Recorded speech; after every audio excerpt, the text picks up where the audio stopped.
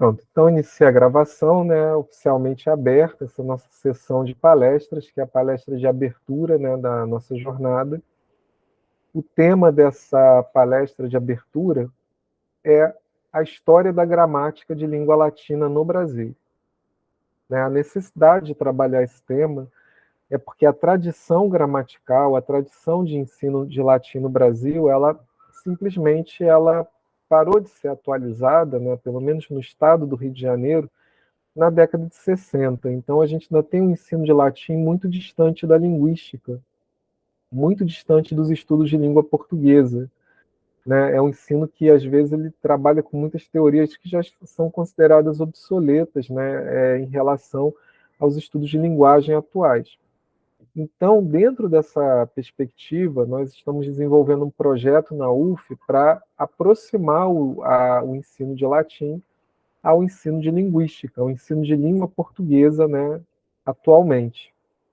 Então, para iniciar essa reflexão, né, de criar uma nova gramática, um novo material didático para ensinar latim, nós vamos partir da última pessoa, né, do último autor que fez esse processo, né, que foi no estado do Rio de Janeiro, foi o professor Ernesto Faria, né, que foi um dos últimos gramáticos do latim que atualizou, debateu o ensino de latim na década de 50 e ele trouxe, né, para a universidade pública as inovações do estruturalismo da época dele, né, que é o estruturalismo de Antoine Meillet, né, o estruturalismo francês.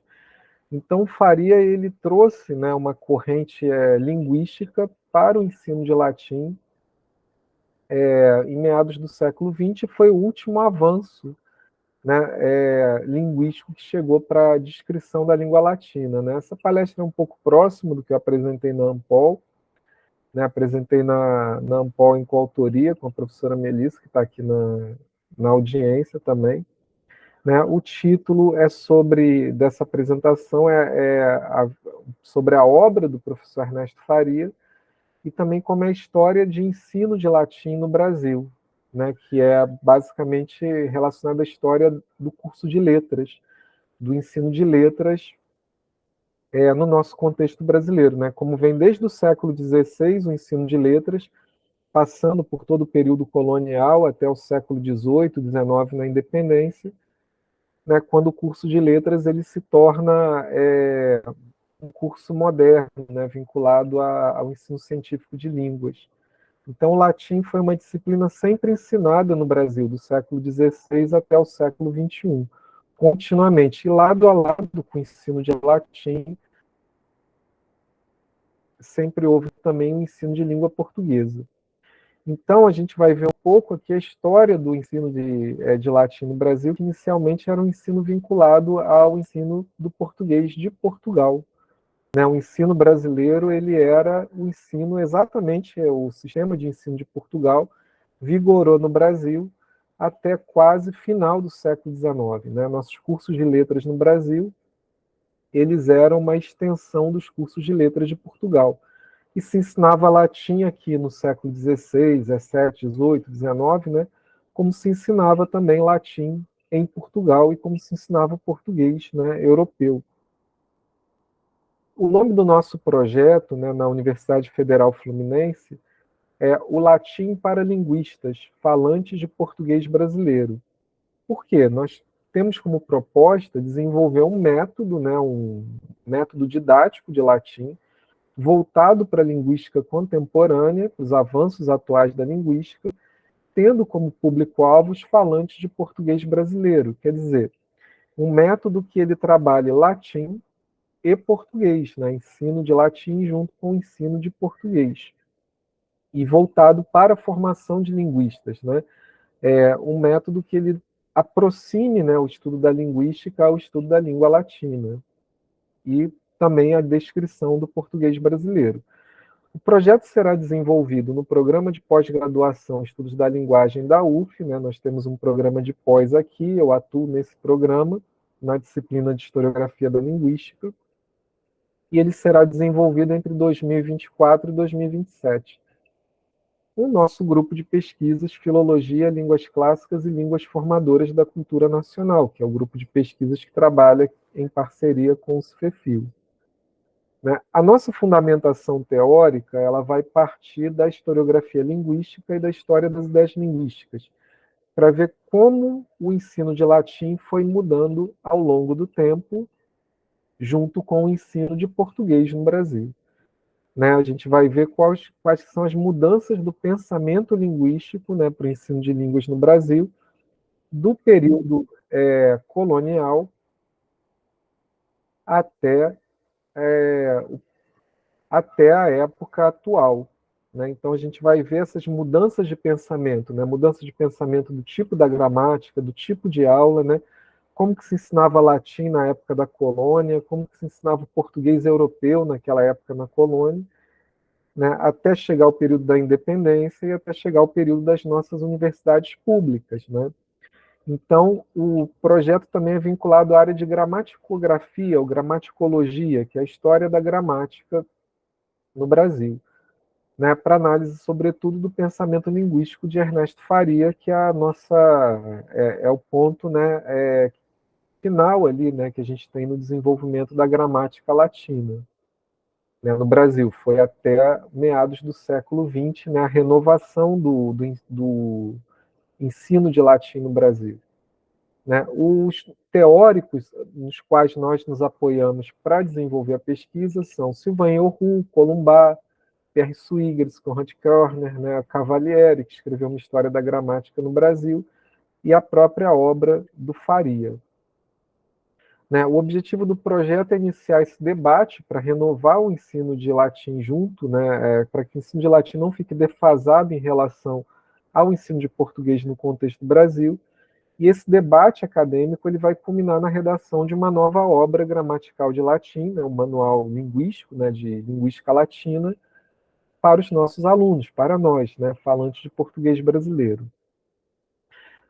A disciplina de historiografia da linguística, o campo de análise da historiografia da linguística, analisa a história do pensamento linguístico e vai ser útil para nós vermos como o ensino de latim ele foi se transformando, né, se distanciando de certas correntes de pensamento até chegar à linguística estruturalista, né, na obra do Faria. Né? Então, o aparato teórico-metodológico para analisar as obras, para analisar as obras gramaticais mais antigas, vai ser o aparato teórico-metodológico, né, que eu citei logo no início, né, principalmente o Pierre Swigert, né, que vai ser o nosso apoio, né, para desenvolver essa análise do pensamento do Ernesto Faria. Né? A obra do Ernesto Faria, no estado do Rio de Janeiro, ela é considerada uma das principais para o ensino de latim, né? Uma das mais avançadas, né, que nós tivemos publicado, mas ela é de 1958. Quer dizer, a obra do Ernesto Faria está ali mais ou menos na época da NGB, da Nomenclatura Gramatical Brasileira. Né? Então, o Faria ele descreve o latim, mas ele já utiliza o modelo da NGB, né, para ensinar latim, para explicar o latim. Né? Quer dizer, a gramática do Faria é basicamente uma gramática do contexto da NGB. Né? Então, o Faria já via a aula de latim vinculada à aula de língua portuguesa. Né? Já era como se a aula de latim fosse um aprofundamento, né, dos estudos de língua portuguesa, sempre vinculados a essa tradição da época dele, né, em que predominavam as gramáticas do Celso Cunha, do Rocha Lima, né, enfim, né, sendo que a gramática dele ela foi publicada em 58. Né. O Faria era muito próximo do Serafim da Silva Neto, do círculo tradicional da filologia que havia no estado do Rio de Janeiro da época dele. Né. Ernesto Faria também foi um dos primeiros a escrever sobre a história da gramática de língua latina no Brasil. Quer dizer, a longa trajetória, né, que houve na mudança de pensamento, né, para o ensino de latim no Brasil. Publicou em 1959 a obra Introdução à Didática do Latim, que analisa em um capítulo o desenvolvimento do ensino de latim no Brasil desde o século XVI. Quer dizer, a gente tem uma longa tradição, sempre contínua, né, no Brasil, de ensino de línguas. Né? O Brasil tem ensino de línguas desde lá do século XVI. Inicialmente, esse ensino de línguas no século XVI era centrado nas línguas indígenas, né, principalmente na língua tupinambá. Havia o ensino de latim também na política missionária e a alfabetização em língua portuguesa, né, desde a chegada dos colonizadores. E o Faria tem uma obra que trata, né, especificamente desse ensino do latim a partir dessa época. Né? Só que o Faria fez uma reflexão externa, né, falando sobre o contexto do ensino no Brasil e não falando diretamente de como eram as obras, né, qual era o pensamento, o modelo de aulas, né, o modelo didático, né, que havia nesse período histórico, né, nesse longo processo histórico. O nosso objetivo na pesquisa já é justamente ir até o pensamento dessas obras, né, e até essas gramáticas, né, que eram empregadas no Brasil para o ensino. Né, como a gente já percebe desde o início, né, o ensino no Brasil ele era uma continuidade do ensino de Portugal até praticamente o final do século XIX, né, até ali mais ou menos 1870, 1880.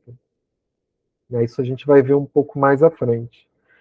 Esse estudo, né, ele é vinculado à chamada linguística de recepção. Por quê? O pensamento linguístico no Brasil ele é um pensamento linguístico predominantemente de recepção.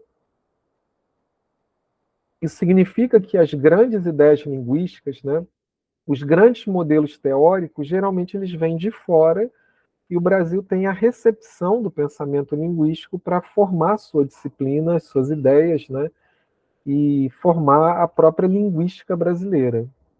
Né? Esse conceito de linguística de recepção é da Cristina Altman, e ele parte de um pressuposto que o Brasil não é um grande centro produtor de ideias linguísticas, mas receptor, principalmente da Europa, né, e da tradição europeia e da tradição norte-americana. Né? Isso ocorreu desde o período da colônia até épocas mais atuais, até os dias de hoje. Né? Se a gente para ver, por exemplo, na Abralinha, grande parte das áreas, né, de pesquisa linguística no Brasil, essas áreas de pesquisa linguística elas são derivadas de contextos internacionais. Então, o Brasil pratica linguística de recepção, na visão da Cristina Altman. Para o ensino de latim no Brasil, a gente também percebe essa recepção, né? Como o latim é uma disciplina derivada principalmente do contexto europeu. Dois estudos anteriores vão conduzir a nossa pesquisa, né? Publicados na revista Confluência pelo editor, pelo professor Ricardo Cavalieri. Né? São os estudos professor Ernesto Faria Júnior, né? Um estudo escrito pelo filólogo Rosalvo do Vale, que nos deixou recentemente, né? Era membro da Academia Brasileira de Filologia. Nesse estudo, né, o professor Rosalvo do Vale fez uma longa e extensa biografia do professor Ernesto Faria. E o segundo estudo, né, do professor Horácio Rolim de Freitas, grande estudioso de morfologia, né, é o estudo do professor Horácio Rolim de Freitas, intitulado Professor Ernesto Faria e sua importância para os estudos de latim. Quer dizer, já há uma tradição biográfica, interpretativa sobre o Ernesto Faria, né? Tanto o Rosalvo do Vale quanto o Horácio Rolim atuaram, né, muito próximos ao Ernesto Faria. O Rosalvo foi aluno do Ernesto Faria, que lecionou mais ou menos na primeira metade do século XX na UFRJ, né? Na época ainda era a Universidade do Brasil, né? Rio de Janeiro ainda era o Distrito Federal, a capital do Brasil, na época que o Ernesto Faria trabalhou lá. Agora, quem nota, quem percebe, né, o valor da obra de Ernesto Faria é principalmente Eugênio Cosério. Né? Cosério escreveu uma obra chamada, um artigo, né, um capítulo de livro, né, quer dizer que é bem extenso, né? Cosério escreveu um capítulo de livro chamado Panorama da Linguística Ibero-Americana, os anos de 1940 e 1965. Né? O Cosério traçou uma história da linguística, né? Um panorama com os principais linguistas e professores acadêmicos do Brasil, né? que atuavam na área de filologia e de estudos de linguagem, entre os anos 1940 e 1965. Em relação ao latim, Cosério diz que Faria está para o ensino de latim, de língua e literatura latina, está na mesma medida, né, tem o mesmo, a obra do Faria tem o mesmo valor que a obra de Serafim da Silva Neto, né, um dos principais filólogos que trabalhou a linguística românica. E, ao mesmo tempo, né, pode ser comparado à obra de Matoso Câmara em relação à linguística indígena. Né? Matoso Câmara que introduz o estruturalismo no Brasil para o estudo das línguas indígenas. O Faria seria um renovador, né, do ensino de latim, na mesma medida que o Serafim da Silva Neto e o Matoso Câmara impactaram as suas áreas. Né? O Serafim da Silva Neto, linguística românica, Matoso Câmara, linguística indígena, e o Ernesto Faria, a língua latina. Né? O Faria vinculava o ensino de latim aos estudos do indo-europeu, aos estudos, né, estruturalistas e filológicos da França. Né? Então, o Cosério coloca o Faria como um renovador, né, ali entre 1940 e 1965. Né? Agora, o que Faria falava sobre a história da gramática latina no Brasil? Qual que era a perspectiva, né, da história do ensino, né, de língua latina no Brasil, de acordo com Faria? O Faria fazia uma divisão que o ensino do latim teve três grandes períodos históricos, né? Teve três grandes mudanças no sistema de ensino de latim desde o século XVI. Né? Nós desenvolvemos um modelo teórico para descrever como é essa mudança de pensamento. Né? Ali a gente teria um chamado, no início da colônia, no início da América Portuguesa, o chamado período missionário. Era o período que os cursos de letras e que o ensino de gramática estava a cargo, na colônia, né, no século XVI ao XVIII, das ordens religiosas. Então, o ensino de latim era vinculado à disciplina de teologia. Né? Não havia o curso de letras como nós conhecemos no Brasil, na América Portuguesa, de 1500 até o século XVIII, até 1700 e pouco. Né? Mas havia, né, o ensino de gramática. E a disciplina de letras era uma parte, né, da teologia. Se estudava humanidades, né, humanitates em latim, se estudava gramática latina como uma parte da formação teológica. Nessa época, a gramática mais usada era a gramática de Manuel Álvares, jesuíta português, gramática intitulada De Institutione Grammatica Libri 3. As aulas elas eram em latim, né? A gramática do Manuel Álvares era ensinado para as crianças nos estabelecimentos jesuíticos. Né? Se estudava gramática latina de 3 a mais ou menos 5 anos, né? Geralmente eram 5 anos que o curso de humanidades durava, e praticamente só se estudava latim, não havia outra gramática estudada nesses estabelecimentos jesuíticos. Isso dura no Brasil mais ou menos de 1572 até 1759. Então, letras eram um instrumento da teologia no período da colônia, né, na América Portuguesa. Né? Essa teologia é a teologia, também a teologia de base tomista, né? O estudo de Tomás de Aquino, né? Enfim, é toda a teologia cristã romana. Né? A partir do século XVIII, há a ruptura desse modelo jesuítico. Né? A expulsão dos jesuítas ocorre em 1759, e aí surge um período secular no pensamento do Brasil. Né? Com a expulsão dos jesuítas, há uma secularização da América Portuguesa com o Marquês de Pombal. Então, a gramática do Manuel Álvares ela é proibida por decreto real, é proibido ensinar o Manuel Álvares, e os colégios que eram dos jesuítas ganham outros diretores, que também eram, geralmente, padres. Né? Então, o curso de teologia é substituído pelo curso de filosofia. Né? A teologia sai, né, do centro e a filosofia entra no centro. E a gramática era ensinada nesses cursos introdutórios, né, à filosofia.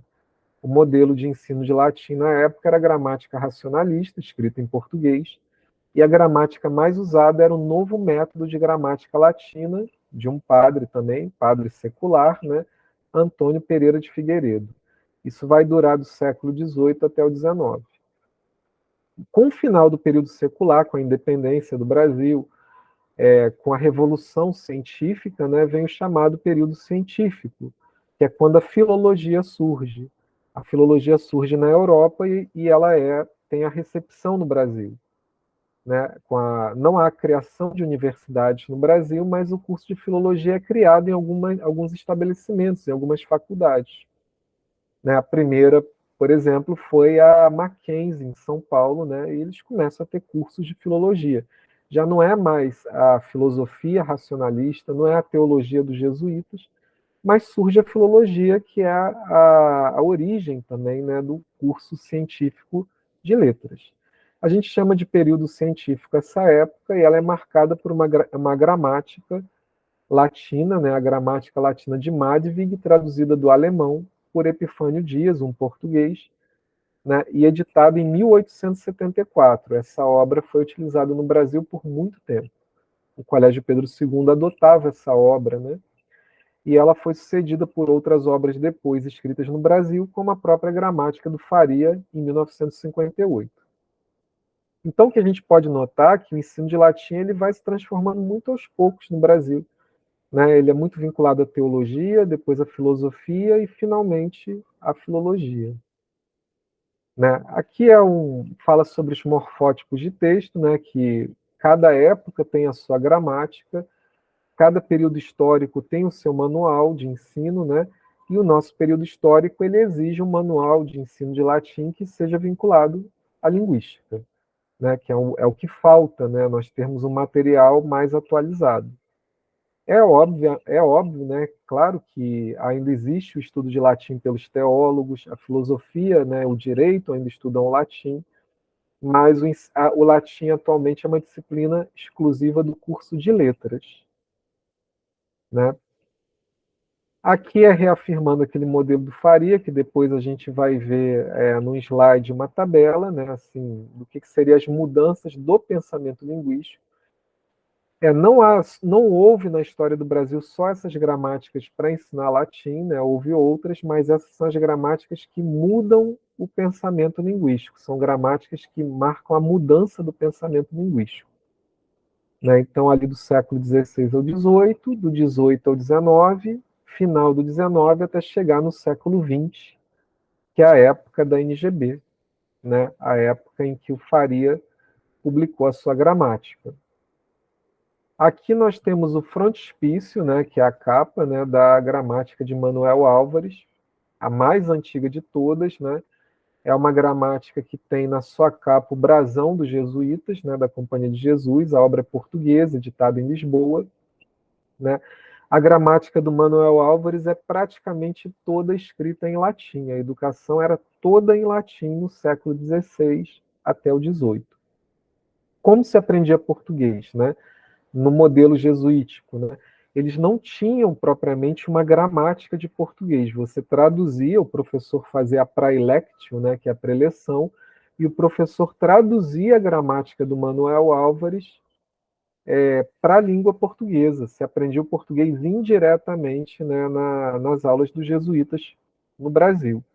Então, eles só tinham a gramática de latim. O que a gente vai notar é que o latim vai perdendo a centralidade. Né? No período da colônia, o latim era muito estudado, era até falado. Se falava latim, né, durante as aulas dos jesuítas.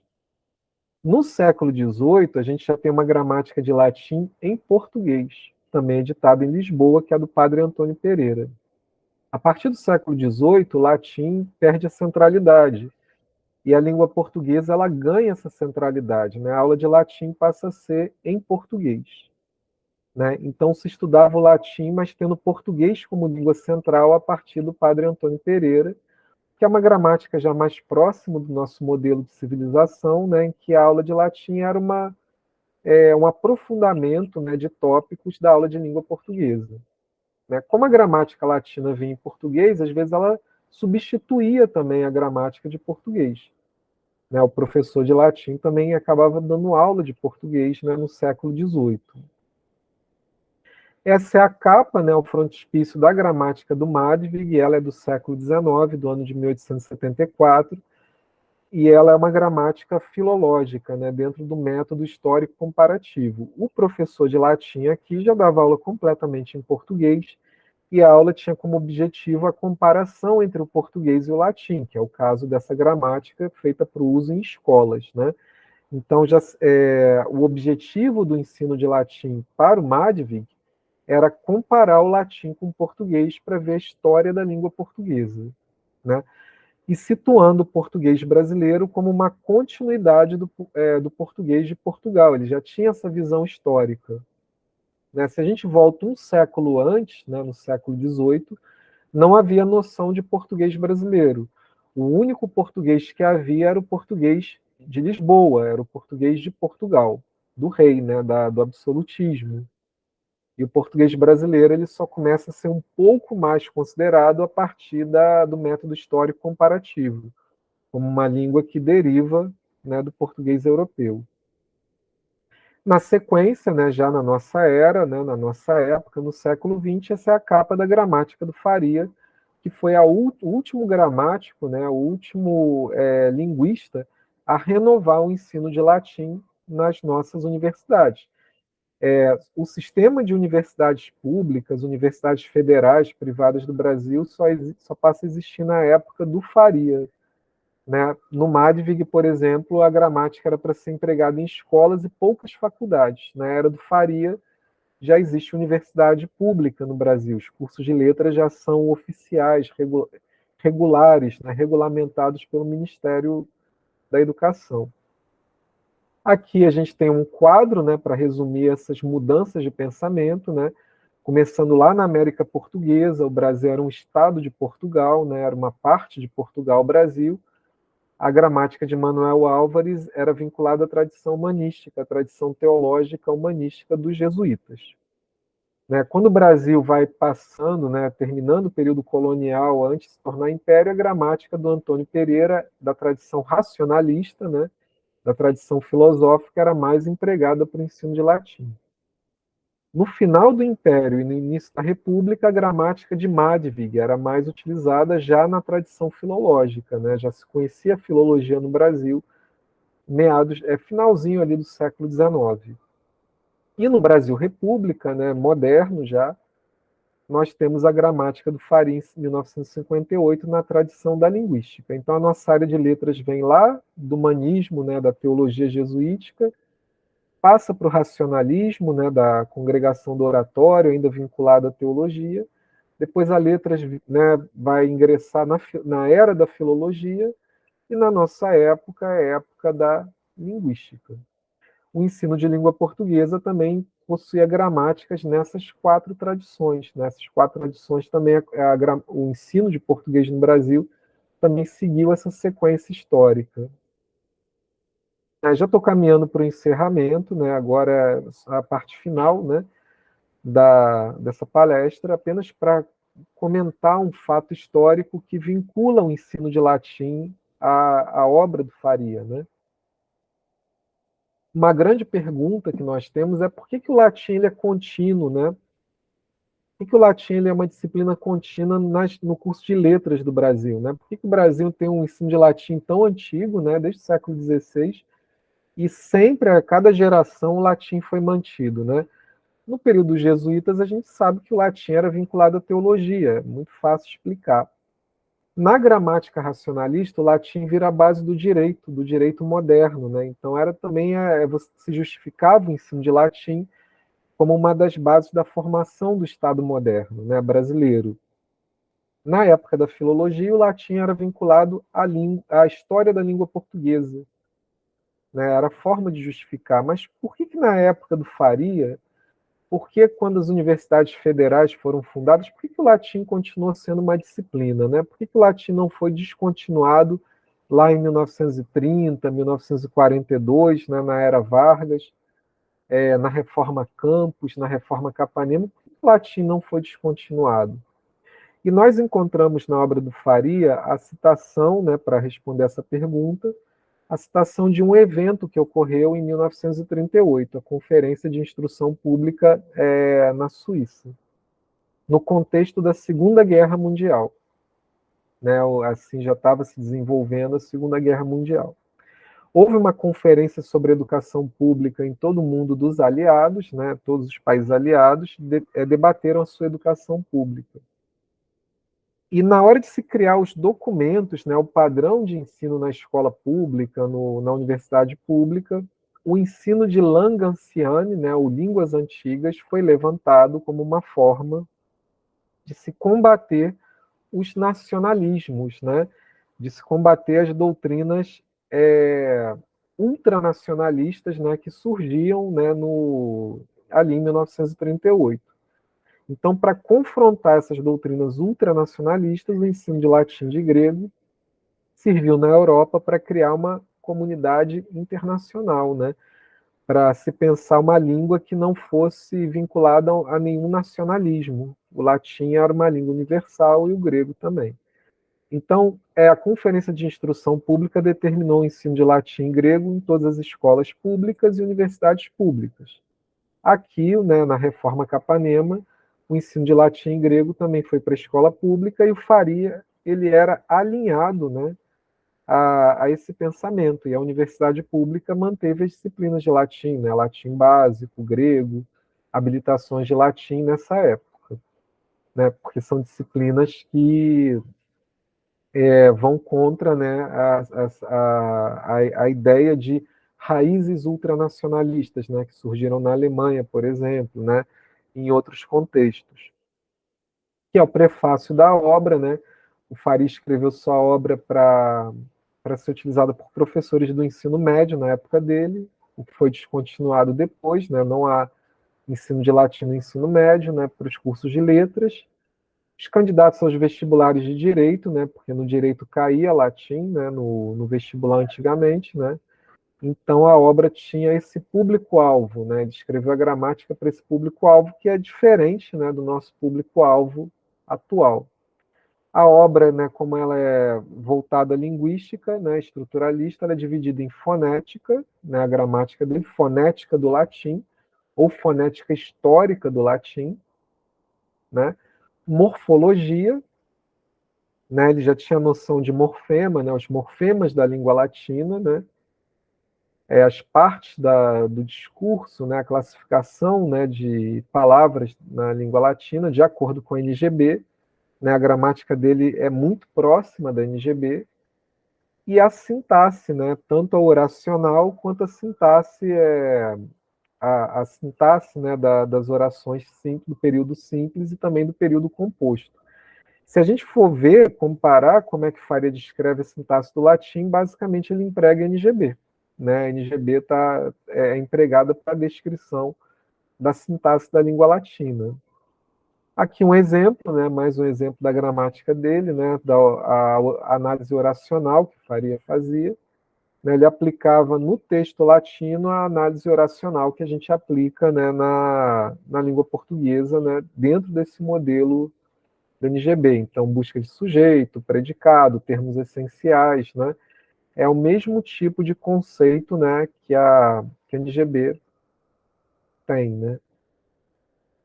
Na gramática do Faria também vem uma parte que é o complemento ao estudo da oração e suas partes, né? Assim, todo capítulo tem um complemento, né? Nesse complemento ele trabalha a linguística histórica, né? A gramática do Faria era vinculada ao campo da linguística histórica.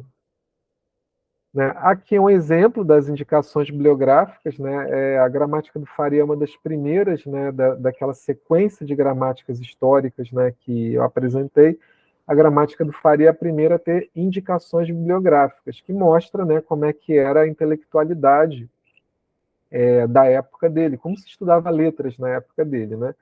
Então, são autores de todos os contextos europeus, né, norte-americanos, a gente tem o Madvig, a gente tem o Meillet, né, muita coisa do estruturalismo francês, Bassols de Clemente, né, que é espanhol, né, o Tovar, né, que é de Madrid também, o Ernoult. Então, nós temos muitos autores assim do contexto europeu que são referenciados pelo Faria. Essa é uma das inovações da época dele. né, porque no século XVIII, XIX, né, o século XVI, não havia citação, né, referência bibliográfica nas gramáticas. E a dele traz, né, não é na BNT, mas já traz esse tipo de citação. Grupo de usuários, que eu já comentei, e esse é o andamento dos projetos, né? Assim, em relação ao nosso projeto, nós estamos na fase da leitura, né? Coletando essas gramáticas, fazendo a leitura, e estamos organizando já, começando a organizar o material didático que deve ser feito nos próximos anos. Né? Essa pesquisa é também desenvolvida na Comissão de Historiografia da Linguística da Abralin, além da pós, e no GT de Historiografia Linguística da Ampol. Né? A nossa equipe, o nosso time, né, da UF, né, trabalha junto com essas outras associações também, né, Ampol e a Abralin. Né? Então, essa é a nossa palestra de abertura, né, 10h40, certinho, né? Agradeço a presença de todos que estão aqui, né, da Juraci, Noelma, Melissa, Ana Paula, do Mário, obrigado, né? E vou encerrar aqui a gravação.